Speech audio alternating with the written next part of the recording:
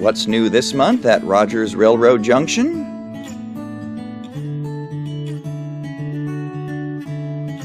We've got GP39s. So many Jeep 39s. Starting off with the Genesis family, we've got Dash 2 variants of this workhorse road switcher in phases 1, 2B, and 3. A serviceable locomotive with a convoluted development history, Jeep 39s were introduced in the late 1960s as a turbocharged upgrade of the GP38. The change did no favors for the mechanical reliability of the unit, however, and only 23 examples were produced. The flagging sales figures then prompted a flurry of tweaks and fixes, leading to the much improved Dash 2 variant in 1973, and production subsequently jumped to 239 total units delivered. But all of this back and forth was subsequently overshadowed by the GP40 and its production run of more than 1,200 units, so the whole story becomes something of a moot point anyway. I've honestly seen soap operas that were less convoluted than this. Featuring treaded walkways and full cab interiors, a full suite of end details are also included, as are road-specific features such as ground plane skate antennas and Strato-like beacons for Santa Fe units, all-weather windows for the Burlington Northern, and a Soundtrax Tsunami 2 digital decoder.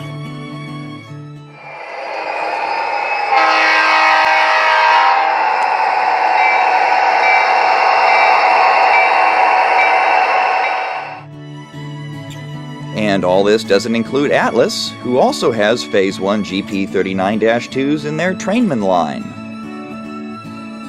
Differing from later phases in their use of forward-set dynamic vents and a smaller nose, Phase 1-2s were still a popular model once the deficiencies of the original version had been addressed.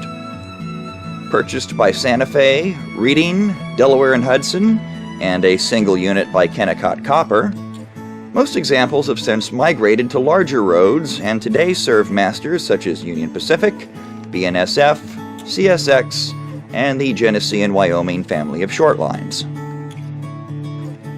Featuring a 5-pole skewed motor with dual flywheel drive, separately applied handrails all around, and an available Lux sound decoder.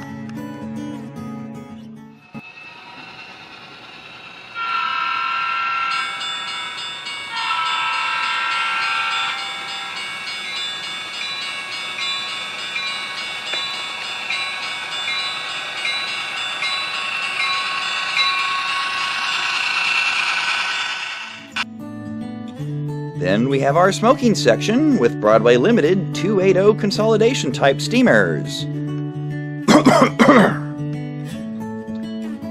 Part of Broadway's Paragon 3 line, these models represent this revolutionary locomotive in faithful detail, with realistic running gear, prototypical plumbing, a detailed cab, and of course, intensity adjustable puffing smoke. Vape life. Capable of hauling twice as much tonnage as a 260 Mogul type for a fraction of the cost, consolidation surged in popularity when the Pennsylvania Railroad placed an order with Baldwin for over 100 such machines in 1875. Over 33,000 would ultimately be built, with 12,000 being exported overseas, making the consolidation easily one of the most popular locomotive types in history.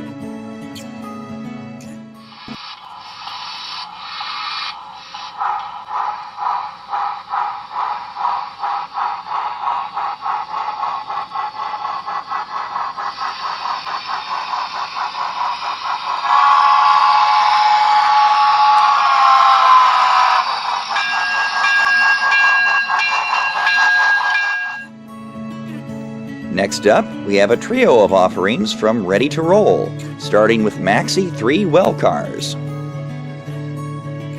Built by Gunderson Manufacturing as an evolved version of their popular twin-stack cars, the Maxi series eliminated the conspicuous end bulkheads of previous models, reducing the tare weight and allowing for longer containers to be carried on the upper tier. Entering service in 1988, these cars today make up the lion's share of America's intermodal rail fleet. Shipping containers are built by Intermountain and sold separately. And swinging in the on-deck position, Pullman Standard Model 5277 boxcars.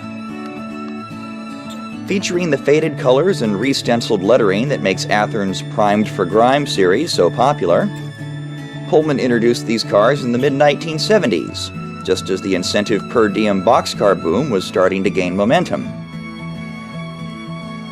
Thousands of these cars and similar models seemed to appear overnight on American rails before a series of regulatory rulings in the 1980s brought the entire per diem enterprise/scam to a crashing halt.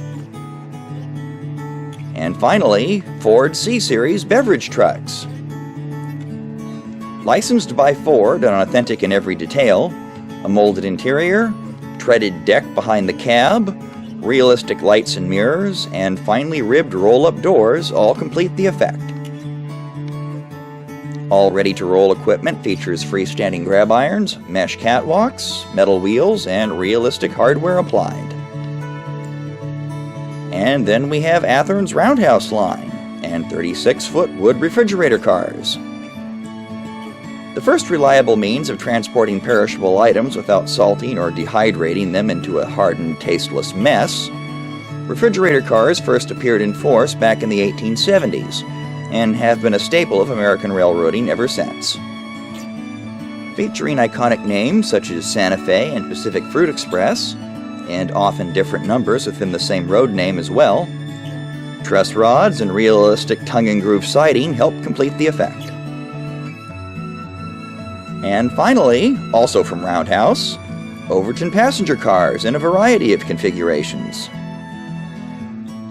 Available in baggage, coach, combine, observation, and railway post office, these cars, with their truss rod frames and clerestory roofs, are typical of the passenger equipment used by many railroads during the time of the Civil War, and well into the 1880s in some cases. All Roundhouse products feature metal wheels, knuckle couplers, and optimized weighting. Old-time cars that are new to you, just one of many new things to be seen here at Rogers Railroad Junction today.